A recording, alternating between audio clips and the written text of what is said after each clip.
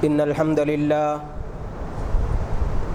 نحمده ونستعينه ونستغفره ونعوذ بالله من شرور أنفسنا ومن سيئات أعمالنا من يهده الله فلا مضل له ومن يضلله فلا هادي له وأشهد أن لا إله إلا الله وحده لا شريك له وأشهد أن محمدًا عبده ورسوله أرسله بالحق بشيرا ونذيرا وداعيا إلى الله بإذنه وسراجا منيرا أما بعد فإن خير الحديث كتاب الله وخير الهدي هدي محمد صلى الله عليه وسلم وشر الأمور محدثاتها وكل محدثة بدعة وكل بدعة ضلالة وكل ضلالة في النار فأعوذ بالله السميع العليم من الشيطان الرجيم بسم الله الرحمن الرحيم سبحان الذي أسرى بعبده ليلا من المسجد الحرام إلى المسجد الأقصى الذي باركنا حوله لنريه من آياتنا إنه هو السميع البصير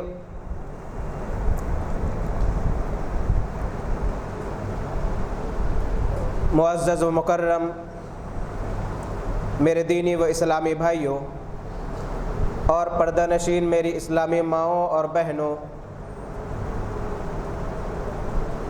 اس اللہ رب العالمین کی تعریف و توصیف ہے جس نے ہم پر بے شمار نعمتیں نازل کی ہے، جس نے ہمیں صحت و تندرستی عطا فرمائی، جس نے ہمیں آنکھ سے دیکھنے کی صلاحیت عطا کی اور جس نے ہمیں کانوں سے سننے کی صلاحیت عطا کی، جس نے زبان سے بولنے کی صلاحیت عطا کی، جس نے ہاتھ سے کام کرنے اور پیر سے چلنے کی صلاحیت عطا کی۔ نعمتیں چاہے ظاہری ہو چاہے باطنی، ان تمام نعمتوں پر اس رب العالمین کا شکر احسان ہے جو ساتوں آسمانوں پر عرش پر مستوی ہے، جس کا علم ساری کائنات کو گھیرے ہوئے ہے، احاطہ کیے ہوئے ہیں۔ بے حساب درود و سلام ہو خاتم النبیین سید المرسلین رحمۃ للعالمین ساقی کوثر شافی محشر محمد الرسول اللہ صلی اللہ علیہ وآلہ وسلم پر۔ معزز سامعین، گزشتہ جمعہ ہم نے واقعہ معراج سماعت فرمایا۔ آج کے جمعے میں میں آپ احباب کے سامنے تحفہ معراج کے موقع پر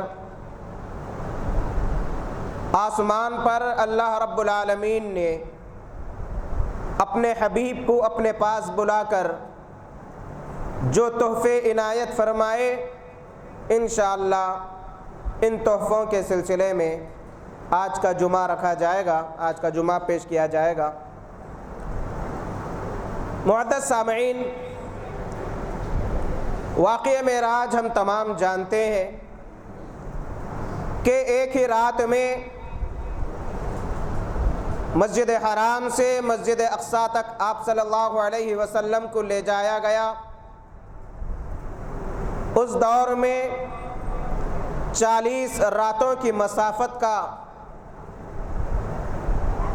عرصہ گزر جاتا تھا، 40 راتیں گزر جاتی تھی، لیکن رات کے کچھ حصے میں اتنی طویل مسافت طے کی گئی۔ آپ نے انبیاء علیہ السلام کی امامت فرمائی اور ساتوں آسمانوں کی سیر کروائی گئی، مختلف انبیاء علیہم السلام سے آپ ملاقات کیے، سدرۃ المنتہا تک پہنچ گئے۔ پھر آپ نے سدرۃ المنتہا کو دیکھ کر اس کی کیفیت واضح کی، اور پھر اتنے قریب پہنچ گئے کہ جہاں سے لکھنے کی، قلم چلنے کی آوازیں آنے لگی، اور اللہ رب العالمین کے بالکل قریب ہوئے، جہاں اللہ رب العالمین اللہ کے نبی صلی اللہ علیہ وسلم کو کچھ تحفے عنایت فرمائے۔ سب سے پہلا تحفہ تھا 50 نمازوں کا، 50 نمازیں فرض کی گئی تھی۔ دوسرا تحفہ سورہ بقرہ کی آخری 2 آیتیں بطور تحفہ اللہ کے نبی صلی اللہ علیہ وسلم کو عنایت کی گئی۔ تیسرا تحفہ وہ لوگ جو توحید پر قائم ہیں، شرک بدعات سے بچے ہوئے ہیں، ان سے جو گناہ سرزد ہو جاتے ہیں، ان گناہوں کی بخشش کا وعدہ۔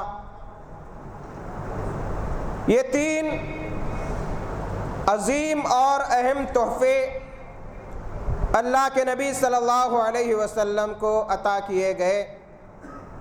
ساتھ ہی ساتھ ضمناً ایک اہم احسان یہ کیا گیا کہ کوئی اگر ایک نیکی کا ارادہ کر لے اور نیکی نہ کرے، ایک نیکی اللہ رب العالمین کی جانب سے لکھی جائے گی، اور اگر اس نیکی پر عمل کیا جائے تو 10 نیکیاں عطا کی جائے گی۔ اگر کوئی گناہ کا ارادہ کرے لیکن گناہ نہ کرے، کوئی گناہ نہیں شمار کیا جائے گا۔ اگر گناہ کا ارادہ کرنے کے بعد گناہ کر لیا جائے، ایک گناہ، ایک برائی لکھی جائے گی۔ آئیے ان باتوں کو ذرا ہم تفصیل سے سنتے ہیں۔ صحیح مسلم کے اندر امام مسلم رحمۃ اللہ علیہ نے اپنی صحیح میں نقل فرمایا، اسی طریقے سے امام بخاری رحمۃ اللہ علیہ نے اپنی صحیح بخاری میں بھی درج کیا کہ جب اللہ کے نبی صلی اللہ علیہ وسلم کو نماز کا تحفہ عطا کیا گیا تو واپس جب تشریف لا رہے تھے، راستے میں حضرت موسیٰ علیہ السلام سے ملاقات ہوئی۔ موسیٰ علیہ السلام نے کہا کہ اللہ رب العالمین نے کیا مقرر کیا ہے؟ تو اللہ کے نبی صلی اللہ علیہ وسلم نے فرمایا کہ 50 نمازیں فرض کی گئی مجھ پر، میری امت پر۔ موسیٰ علیہ السلام نے کہا کہ جائیے اپنے رب سے درخواست کیجئے کہ کچھ تخفیف کی جائے، کچھ کمی کروا کر آئیے، اس لیے کہ میں بنی اسرائیل یعنی اپنی قوم کو آزما چکا ہوں۔ آپ کی امت اس ذمہ داری کو نہیں نبھائے گی کیونکہ میں گزر چکا ہوں اس سے۔ اللہ کے نبی صلی اللہ علیہ وسلم واپس تشریف لے گئے، اللہ رب العالمین سے کچھ کمی کی درخواست کی تو 5 نمازیں کم کی گئی اور باقی رہی 45 نمازیں۔ پھر موسیٰ علیہ السلام سے ملاقات ہوئی۔ پھر موسیٰ علیہ السلام نے کہا کیا ہوا؟ تو آپ نے کہا کہ 5 نمازیں کم کی گئی۔ پھر موسیٰ علیہ السلام نے درخواست کی کہ جائیے اپنے رب سے اور کچھ تخفیف کروا کر آئیے۔ پھر اللہ کے نبی صلی اللہ علیہ وسلم رب کے دربار میں تشریف لے گئے، پھر 5 نمازیں کم کی گئی، پھر واپس موسیٰ علیہ السلام سے ملاقات ہوئی، پھر موسیٰ علیہ السلام نے پوچھا کہ کیا ہوا؟ پھر اللہ کے نبی صلی اللہ علیہ وسلم نے فرمایا کہ اور 5 نمازیں کم کی گئی۔ پھر موسیٰ علیہ السلام نے کہا اور تخفیف کروا کر آئیے۔ اس طریقے سے اللہ کے نبی صلی اللہ علیہ وسلم موسیٰ علیہ السلام کے پاس آتے جاتے رہے، آخر میں کم کرتے کرتے کرتے 5 نمازیں باقی رہ گئی، 5 نمازیں باقی رہ گئی۔ پھر موسیٰ علیہ السلام نے کہا کہ جائیے اور کچھ کم کروائیے۔ اللہ کے نبی صلی اللہ علیہ وسلم نے فرمایا کہ اب مجھے شرم آ رہی ہے، مجھے امید ہے کہ میری قوم، میری امت اس پر عمل کرے گی۔ صحیح بخاری کے اندر 10 نمازوں کی تخفیف کا ذکر ہے کہ 10 نمازیں کم کی گئی، جب 5 نمازیں باقی رہ گئی اور اس کے بعد اللہ کے نبی صلی اللہ علیہ وسلم واپس نہیں گئے، ایک اعلان کرنے والے کی جانب سے اعلان کیا گیا کہ میں نے اپنے کلمات کو، اپنے اعلان کو مکمل کیا، میں نے اپنا فیصلہ صادر کیا۔ کوئی اگر 5 نمازوں کی پابندی کرے گا انہیں 50 نمازوں کا اجر دیا جائے گا۔ نمازیں تو کم کی گئی لیکن جو اجر ہے وہ اجر کم نہیں کیا گیا، اجر باقی رکھا گیا۔ وہ لوگ خوش نصیب ہیں جو 5 نمازوں کی پابندی کرتے ہیں اور 50 نمازوں کا اجر پاتے ہیں۔ بڑے بد نصیب ہیں وہ لوگ جو اس تحفے کو نظر انداز کر دیتے ہیں، بڑے بد نصیب ہیں وہ لوگ جو نماز کو بوجھ محسوس کرتے ہیں، بڑے بد نصیب ہیں وہ لوگ جو اللہ کے نبی صلی اللہ علیہ وسلم کے اس تحفے اور آپ کی امت کے سلسلے میں حسن ظن کو غلط ٹھہراتے ہیں۔ نماز یہ دین کا ستون ہے، یہ دین کی بنیاد ہے۔ الصلاۃ عماد الدین کہا گیا کہ نماز دین کا ستون ہے۔ فمن اقامها اقام الدین، جس نے نماز کو قائم کیا اس نے دین کو قائم کیا۔ فمن ہدمها ہدم الدین، جس نے دین کو منہدم کیا، گویا کہ جس نے نماز کو منہدم کیا اس نے دین کو برباد کر دیا۔ نماز کی بڑی اہم فضیلت ہے، احادیث کے اندر اس کی تفصیل بتلائی گئی۔ انشاءاللہ اس کو یہیں پر روک کر پھر آخر میں اور باتیں رکھوں گا۔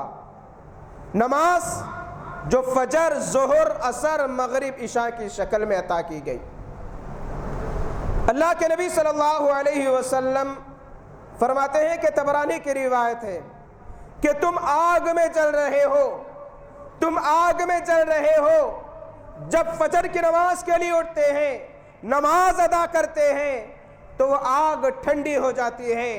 پھر تم آگ میں جل رہے ہو، آگ میں جل رہے ہو، جب ظہر کی نماز ادا کی جاتی ہے تو تم اپنی آگ کو ٹھنڈی کرتے ہو۔ پھر آگ میں جل رہے ہو، آگ میں جل رہے ہو، جب عصر کی نماز ادا کرتے ہو تو یہ عصر کی نماز آگ کو ٹھنڈا کرتی ہے تمہارے۔ پھر تم آگ میں جلتے ہو، آگ میں جلتے ہو، جب تم مغرب کی نماز ادا کرتے ہو تو مغرب کی نماز تمہاری آگ کو ٹھنڈی کرتی ہے۔ پھر آپ نے فرمایا کہ تم آگ میں جلتے ہو، آگ میں جلتے ہو، 2 بار 5 نمازوں کے لیے یہ الفاظ استعمال کیے گئے، اس لیے کہ انسان گناہ کرتے کرتے اپنے لیے آگ تیار کرتا ہے، جہنم کے عذابات تیار کرتا ہے۔ اسی لیے اللہ کے نبی صلی اللہ علیہ وسلم نے فرمایا کہ تم لوگ آگ تیار کر رہے ہو یا آگ میں جھلس رہے ہو گناہوں کی وجہ سے۔ یہ نمازیں اس آگ کو ٹھنڈی کرتی ہے۔ عشاء کی نماز کے سلسلے میں یہی کہا گیا۔ ایک اور روایت میں اللہ کے نبی صلی اللہ علیہ وسلم نے فرمایا کہ اگر کوئی نماز کے لیے کھڑا ہوتا ہے تو گناہ اس کے سر پر رہتے ہیں، جب وہ سجدہ کرتا ہے نماز میں تو پورے گناہ جھڑ جاتے ہیں۔ ایک اور روایت میں اللہ کے نبی صلی اللہ علیہ وسلم نے اس نماز کی ایک بڑی پیاری اور بہترین مثال پیش کی۔ فرماتے ہیں کہ بھلا بتلاؤ کسی کے دروازے کے پاس پانی کی نہر جاری ہو اور وہ شخص اس نہر میں غسل کرتا ہو، 5 وقت نہاتا ہو، تو کیا اس کے بدن پر، اس کے جسم پر کوئی میل کچیل باقی رہے گا؟ صحابہ نے فرمایا کہ نہیں اے اللہ کے نبی صلی اللہ علیہ وسلم، کوئی میل باقی نہیں رہے گا۔ اللہ کے نبی صلی اللہ علیہ وسلم نے فرمایا کہ 5 نمازوں کی یہی مثال ہے، کوئی اگر 5 نمازوں کی پابندی کرے گا، گناہ اس طریقے سے دھل جائیں گے، گناہوں سے پاک ہو جائے گا جس طریقے سے 5 وقت دن میں آدمی نہر میں غسل کرتا ہے، نہاتا ہے، تو جسم جس طریقے سے صاف ہوگا، یہ نمازیں گناہوں کے لیے ڈھال بن جائے گی، یہ نمازیں گناہوں کی بخشش کا ذریعہ بن جائے گی، انسان سے گناہوں کو معاف فرما دے گی۔ اسی لیے کہا گیا ایک نماز سے دوسرے نماز تک کا جو وقت ہے وہ کفارہ ہے۔ فجر کی نماز ادا ہو گئی، کچھ گناہ سرزد ہو گئے، اور یہ گناہ بڑے بڑے گناہ نہیں، صغیرہ گناہ، چھوٹے موٹے گناہ۔ بڑے گناہ تو توبہ کے بغیر معاف نہیں ہوتے، چھوٹے موٹے جو گناہ انسان سے سرزد ہو جاتے ہیں، ایک نماز کے بعد جب دوسری نماز ادا کرتا ہے تو درمیان میں گناہ پورے اللہ رب العالمین کے توفیق سے، اللہ رب العالمین کی مہربانی سے دھل جاتے ہیں، معاف کر دیے جاتے ہیں۔ ایک مرتبہ اب رہا مسئلہ نماز کے لیے جو اذان دی جاتی ہے، آج میڈیا میں یہ اذان ایک موضوع بحث بنا ہوا ہے۔ کچھ دن قبل اخبارات میں، ٹی وی چینلز میں، فیس بک، یوٹیوب کے اندر ایک سنگر کی جانب سے اذان، مائک پر اذان دینے پر اعتراض کو کئی لوگ مخالفت کیے، برا بھلا کہے۔ ایسے لوگ بھی آگے آگے میدان میں آئے اور اس سنگر کو ملعون کہا، گناہگار کہا، لعنتی کہا، فلاں کہا، فلاں کہا، فلاں کہا۔ خیر اسے جو کہنا تھا وہ کہہ دیا، لیکن سوال پیدا ہوتا ہے کہ مسلمانوں نے اتنا نفرت کا اظہار کیا تو کیا اس کے گانوں پر بینڈ لگا ہوا ہے؟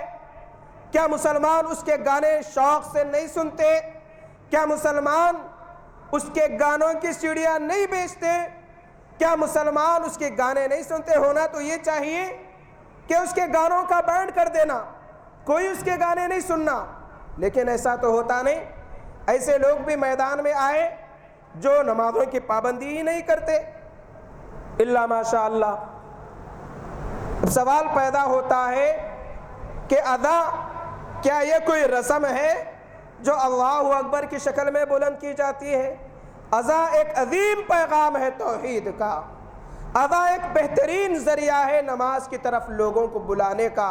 لوگ اعتراض کرتے ہیں کہ فجر کی اذان پر پابندی لگائی جائے اس لیے کہ نیند میں خلل آتا ہے، اور کچھ ایسے مسلمان بھی رہیں گے جو دل میں یہ تمنا لیے پھریں گے کہ واقعی بینڈ لگنا چاہیے مائک پر اذان دینے پر، خاص طور پر فجر میں، اس لیے کہ ہماری رات، ہماری نیند 1 بجے، 2 بجے، 3 بجے شروع ہوتی ہے۔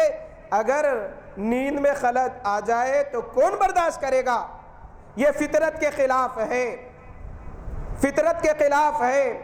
اور لوگ اس لیے بھی اعتراض کرتے ہیں، خاص طور پر فجر کی اذان جب اذان دی جاتی ہے، میٹھی نیند کا وقت ہوتا ہے، شیطان بھی تھپک تھپک کر سلاتا ہے۔ جب مسلمانوں کو اس سے تکلیف ہوتی ہے تو غیر مسلم کو کیوں نہ ہو؟ کیا فجر کی نماز کے لیے جب اذان دی جاتی ہے تو اس طریقے سے مسجد بھر جاتی ہے؟ حالانکہ بھر سکتی ہے، اس لیے کہ جب ہم کاروبار کو، کام کاج کو چھوڑ کر مسجد میں آتے ہیں اور جمعے میں پوری مسجد ڈچا ڈچ بھری رہتی ہے، تو پھر فجر میں کوئی کاروبار نہیں ہوتا، کوئی کام کاج نہیں ہوتا، کوئی نوکری ڈیوٹی دکان نہیں چلتی، تو اس سے بڑھ کر فجر کی نماز کا اہتمام کیا جا سکتا اگر کرنا چاہے تو۔ چونکہ مسلمان فجر کی نماز کا اہتمام نہیں کرتے، اسی لیے مشرکین دشمنان اسلام کو کہنے کا موقع ملتا ہے کہ کیوں اذان دی جاتی ہے، کیوں نہیں ان میں خلل ڈالتے ہو، جبکہ تمہارے لوگ ہی مسجد میں موجود نہیں رہتے، ایک صف دو صف، بعض مساجد میں آدھی صف موجود رہتی ہے۔ حالانکہ اذان پر اگر غور کرے تو یہ اللہ رب العالمین کی بڑائی بزرگی کی ایک اہم علامت ہے۔ اللہ اکبر کی شکل میں دلوں کے اندر ایک ایمانی ولولہ، ایمانی انقلاب پیدا ہوتا ہے۔ اذان جب دی جاتی ہے تو ہونا یہ چاہیے کہ ہم اپنے کام کاج کو ختم کر کے اذان کی طرف توجہ دیں، اذان کی جانب توجہ دیں۔ ایسا ہوتا نہیں، اذان کا احترام ہے۔ کبھی کبھی غیر مسلم کے پاس جب میں کٹنگ کرانے کے لیے جاتا ہوں تو اذان کی آواز آتے ہی وہ ٹی وی کا یا ریڈیو کا یا جو بھی چلاتا ہے اس کا ویلیوم کم کر دیتا ہے، اور یہی چیز مسلمانوں کے اندر دیکھی جاتی ہے۔ سیریلز کے موقع پر، فلموں کے موقع پر، گانے سننے کے موقع پر جب اذان کی آواز آتی ہے تو آزو بازو سے ایک دو تین اعتراض کرنے لگتے ہیں کہ اذان کی آواز آ رہی، بند کرو۔ بیچارے پر لان تان کرتے ہیں جو لگاتا ہے، اب وہ بھی بند کر دیتا ہے چاہے وہ غیر مسلم کیوں نہ ہو۔ لیکن جس طریقے سے اتنی شدت کے ساتھ اذان کے موقع پر ایسی چیزیں بند کروائی جاتی ہیں، اس سے زیادہ شدت کے ساتھ مساجد کی جانب مسلمانوں کو بھاگنا چاہیے۔ کیوں؟ اس لیے کہ حی علی الصلاۃ، حی علی الفلاح کی جانب سے اعلان ہے، آؤ کامیابی کی جانب، کامیابی تلاش کرنے کے لیے کہاں بھٹک رہے ہو، کہاں ادھر ادھر پھر رہے ہو، آؤ کامیابی تو یہاں پر ہے۔ دن میں 5 مرتبہ کامیابی کی جانب بلایا جاتا ہے، اور اذان جب دی جائے تو اس کے کلمات پر غور کرنا چاہیے۔ یہ ایمان میں تازگی پیدا کرتے ہیں کلمات، یہ مسلمانوں کا ہتھیار ہے۔ تکبیرات دیکھتے نہیں جہاں کہیں کچھ لڑے ہوتی، نعرے تکبیر اللہ اکبر، ارے بھائی مسجد میں یہی تکبیرات تو بلند کی جاتی ہے، تو پھر وہاں پر توجہ کیوں نہیں دی جاتی؟ اذان دی جاتی ہے، سیریل کا، ٹی وی کا، گانوں کا والیوم کم کیا جاتا ہے، ساؤنڈ کم کیا جاتا ہے، پوری توجہ وہی رہتی ہے۔ اذان بند ہوتی پھر کھول دیتے ہیں، جبکہ اذان کے سلسلے میں پیارے نبی صلی اللہ علیہ وسلم نے فرمایا کہ جب اذان دی جائے تو دہرانا چاہیے کلمات کو، کیونکہ کئی فضیلتیں بتلائی گئی۔ قیامت کے دن مؤذن کے لیے بطور اعزاز مؤذن کی گردن کو بلند کیا جائے گا، لوگ دیکھ کر پہچانیں گے کہ یہ وہ خوش نصیب ہے جو دنیا میں اذان دیا کرتا تھا۔ جہاں تک اذان کے کلمات پہنچتے ہیں وہ چیزیں قیامت کے دن گواہی دے گی، شیاطین بھاگ جاتے ہیں، اور کئی فضیلتیں بتلائی گئی۔ کبھی موقع ملے تو تفصیل سے رکھوں گا۔ آج سوال یہ پیدا ہوتا ہے کہ جس نے غلط کہا، لیکن مسلمانوں کو غور کرنا چاہیے کہ اس نے کیوں غلط کہا۔ واقعی اس نے ہمیں جھنجھوڑا ہے کہ تمہاری مسجدوں سے دن میں 5 بار اذان ہوتی ہے، تم یہیں پر بیٹھے رہتے ہو، پھر کیوں اذان دی جاتی؟ گنے چنے لوگ نمازوں کی پابندی کرتے ہیں، اور 4 نمازوں کا تو اہتمام ہو جاتا ہے، فجر کا تو اور برا حال ہے۔ اللہ تعالیٰ سے دعا ہے کہ مسلمانوں کو اور ہم تمام کو خاص طور پر فجر کی نماز کا پابند بنائے اور دیگر نمازوں کا اہتمام کرنے کی توفیق عطا فرما۔ دوسرا جو تحفہ عطا کیا گیا وہ سورہ بقرہ کی آخری 2 آیتیں، آمن الرسول بما انزل الیہ من ربہ والمؤمنون سے آخر تک۔ اس کی یہ فضیلت بتلائی گئی کہ کوئی اگر سورہ بقرہ کی آخری 2 آیتیں پڑھے گا اس کے لیے کافی ہو جائے گی، یعنی ہر مصیبت، تکلیف، شر سے یہ 2 آیتیں حفاظت کرے گی۔ اس کا اہتمام ہونا چاہیے، ہر ایک کو یاد رہنا چاہیے، اس لیے کہ بڑی پیاری، بڑی بہترین دعائیں ہیں، ایسی دعائیں ہیں کہ بندہ کر ہی نہیں سکتا۔ لا یکلف اللہ نفسا الا وسعہا لہا ما کسبت وعلیہا ما اکتسبت ربنا لا تؤاخذنا ان نسینا واخطانا. بندہ کہہ رہا ہے اے ہمارے رب ہمارا مواخذہ نہ کر، ہم سے جو بھول ہو جائے، جو غلطی ہو جائے. ربنا ولا تحمل علینا اصرا کما حملتہ علی الذین من قبلنا، ایسا بوجھ ہم پر نہ ڈال جیسا کہ ہم سے پہلے لوگوں پر ڈالا. بڑے پیارے کلمات ہیں. واعف عنا واغفر لنا وارحمنا، ہمیں معاف فرما، ہم پر رحم و کرم فرما، ہمارے گناہوں کو درگزر فرما دے، ظالموں کافروں کے مقابلے میں قوت عطا فرما، مدد فرما. پیارے کلمات ہیں، بار بار ان کلمات کو پڑھتے رہنا چاہیے. تیسرا جو تحفہ ملا وہ مغفرت کا وعدہ. مغفرت کا وعدہ، توحید پر قائم رہنا یہ بڑے اعزاز کی بات ہے. وہ خوش نصیب ہے جو عقیدہ توحید کو لازم پکڑے اور دنیا کی کوئی طاقت اس عقیدے کو دل سے نہیں نکال سکتی. یہی وجہ ہے کہ جو توحید میں مضبوط رہتا ہے یہی توحید اسے ہر تکلیف برداشت کرنے کے لیے تیار کرتی ہے. یہی عقیدہ توحید انہیں بدعات شرک کے خلاف آواز اٹھانے میں معاون بنتی ہے. یہی عقیدہ توحید کی مضبوطی. عقیدہ یہ ہو کہ حاجت روا، مشکل کشا، غریب النواز، بندہ نواز اللہ ہی ہے، اللہ کے علاوہ کوئی نہیں. یہی عقیدہ توحید ہے. عبادتیں سجدے کی شکل میں، رکوع کی شکل میں، قیام کی شکل میں، نظر و نیاز کی شکل میں، طواف کی شکل میں، جانور قربان کرنے کی شکل میں، چاہے عبادت کی جتنی قسمیں، المدد کے نعرے لگانے کی شکل میں، جتنی عبادتیں ہیں، توکل کی شکل میں، بھروسے کی شکل میں کہ میرا بھروسہ اللہ پر ہے، نہ کسی جھنڈے پر ہے، نہ تعویذ گنڈے پر ہے. یہ عقیدہ توحید ہے. اگر بھروسہ یہ رہا کہ بڑی تعویذ لگا لیے، انگوٹیاں پہن لیے، یہ فلاں بیماری سے نجات دے گی، یہ فلاں مصیبت سے نجات دے گی، یہ نیلم، یہ سفید، یہ ہرا، یہ پیلا، یہ کاروبار کے لیے، یہ کامیاب ہونے کے لیے، یہ ازدواجی زندگی کو بہتر گزارنے کے لیے، اگر 4 5 انگوٹیاں پہن کر پھرے، بازوؤں میں ڈوریاں باندھ لے، کمر پر ڈوریاں باندھ لے، نظر بد سے بچانے کے لیے بچوں کو کڑے پہنا دے، پیروں میں کڑے پہنا دے، بڑی بڑی موٹی موٹی تعویذیں گلوں میں ڈال لے کہ اب ڈرنے کی بات نہیں. مصیبت سے بچانے کا بہترین اصول ہے، جیسے کمپیوٹروں میں اینٹی وائرس ہوتا ہے تو لوگ ڈرتے نہیں، وائرس آ ہی نہیں سکتا کیونکہ فون یا کمپیوٹر وائرس کو دور کر دے گا. تو وہی بیماری سے دفاع کا ایک ذریعہ سمجھتے ہیں تعویذوں کو، جبکہ بھروسہ اللہ کی ذات پر ہونا چاہیے. اللہ ہی بیماری دیتا اور بیماری کے بعد شفا بھی اللہ ہی دیتا. اسباب اختیار کرنا، لیکن اسباب ہی کو سب کچھ نہیں سمجھنا. تو یہ عقیدہ توحید ہے. کوئی توحید پر مضبوط رہا، اگر گناہ سرزد ہو گئے اللہ تعالیٰ چاہے تو اسے معاف کرے گا، چاہے تو اتنی سزا دے کر اسے جنت میں داخل کرے گا. ایک اور تحفہ ملا، وہ یہ کہ ابراہیم علیہ السلام سے ملاقات ہوئی. ابراہیم علیہ السلام نے کہا کہ اپنی امت کو سلام کہیے اور اپنی امت سے کہیے کہ جنت کی زمین ہموار ہے، بہترین ہے، یہاں کا پانی بہترین ہے، اور یہاں پر درخت لگائے جا سکتے ہیں، شجرکاری کی جا سکتی ہے. اور جنت میں درخت لگانے کے لیے کیا کرنا چاہیے؟ سبحان اللہ، الحمدللہ، لا الہ الا اللہ، اللہ اکبر. یہ بڑے پیارے جامع کلمات ہیں. ان کلمات کو کوئی اگر دنیا میں پڑھے گا اخلاص کے ساتھ تو ایک ایک کلمے کی بنا پر جنت میں ایک ایک درخت لگایا جائے گا.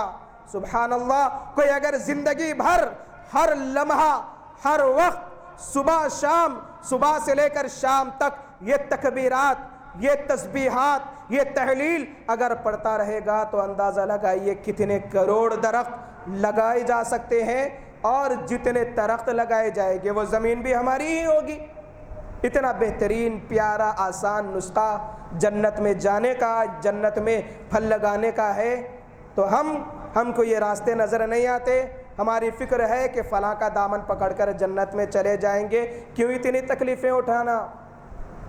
میرے بھائیوں، پیارے کلمات ہے یہ، لیکن افسوس ہوتا ہے کہیں اگر کوئی سبحان اللہ، الحمدللہ، اللہ اکبر، لا الہ الا اللہ پڑھتا ہے تو آزو بازو دیکھتے ہیں کہ کوئی جنازہ تو نہیں جا رہا، کیونکہ جنازے لے جانے کی دعا سمجھتے ہیں، سبحان اللہ الحمدللہ لا الہ الا اللہ، یہ جنازہ لے جانے کی دعا نہیں، زندگی میں پڑھنے کی دعا ہے، اور زندگی میں پڑھنے کے بہترین جامع کلمات ہے، بہترین پیارے کلمات ہے، محنت کی ضرورت نہیں، وضو کی ضرورت نہیں، خاص مقام پر بیٹھ کر پڑھنے کی ضرورت نہیں، ہر جگہ اپنی زبان پر ان کلمات کو جاری کیجئے، اللہ زندگی میں برکت دے گا، زبان کی حفاظت ہوگی، زبان کی گناہوں سے بچ جائیں گے، اور دنیا کے اندر زندگی میں کئی برکتیں ان کلمات کے ذریعے انشاءاللہ ہم پائیں گے، اور اس کا اثر انشاءاللہ زندگی میں دیکھیں گے۔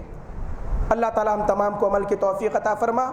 یہ عظیم تحفے تھے جو میں آپ احباب کے سامنے بتلایا، ان تحفوں کو صدق دل سے قبول کر کے عمل کرنا چاہیے، اور اپنی زندگی میں ان تحفوں کو جاری رکھنا چاہیے۔ ہم خود اس پر عمل کریں، اپنے دیگر بھائیوں کو اس کی ترغیب دے، اور الحمدللہ جو باتیں یہاں پر پیش کی جاتی ہے ریکارڈ بھی ہوتی ہے، یوٹیوب پر اپلوڈ ہوتی ہے، آپ وہاں سے بھی اپنے دوست احباب کے پاس پہنچا سکتے ہیں۔ یہ نیکیاں کمانے اور صدقہ جاریہ کا ایک بہترین ذریعہ ہے کہ ہماری جانب سے کسی کو دین کی ایک بات بھی پہنچ گئی اور وہ اس پر عمل کرے تو ہماری کامیابی کے لیے انشاءاللہ یہ بات کافی ہو جائے گی۔ اللہ تعالی ہم تمام کو دین کا داعی بنا، دین کی خدمت کرنے والا بنا۔ الہ العالمین کتاب و سنت پر عمل کرنے کی توفیق عطا فرما۔ الہ العالمین سارے مسلمانوں کو نماز کی پابندی کرنے کی توفیق عطا فرما۔ الہ العالمین ہمیں جو بیمار ہیں انہیں صحت عاجلہ شفائے کاملہ عطا فرما۔ میری والدہ بہت زیادہ بیمار ہے، کئی مہینوں سے بیڈ پر فریش ہے، میں اللہ سے دعا کرتا ہوں کہ الہی میری والدہ کو صحت عاجلہ شفائے کاملہ عطا فرما، میری نیکیوں کو ان کی شفایابی کے لیے وسیلہ بنا دے، اور ہمارے یہاں پر جتنے بھائی، جتنی بہنیں، جتنی ماں بہنیں ہیں، ان کے جو رشتہ دار بیمار ہے، الہی ان تمام کو صحت کلی شفائے عاجلہ عطا فرما۔ اگر ہمارے والدین موجود نہ ہو، انتقال کر گئے ہو، تو ہماری عبادتوں کو ان کے لیے صدقہ جاریہ بنا دے، ان کی قبر کو نور سے بھر دے، انہیں جنت الفردوس میں جگہ عطا فرما۔ الہ العالمین مسلمانوں کی مدد فرما، الہی مسلم ماں اور بہنوں کی عصمتوں کی حفاظت فرما، الہی ازدواجی زندگی خوشگوار بنا دے، ہماری زندگی میں سکون و راحت عطا فرما، ہمارے گھر میں خیر و برکت عطا فرما، الہی نیک اعمال کرنے کی توفیق عطا فرما، نیکی کے کاموں میں آگے بڑھنے کی الہی توفیق عطا فرما، مسلمانوں کو آپس میں اختلاف کرنے، ایک دوسرے سے دست گریبان ہونے سے محفوظ فرما، مسلمانوں کے دلوں کو جوڑ دے، الہی مسلمانوں میں اتحاد و اتفاق پیدا فرما۔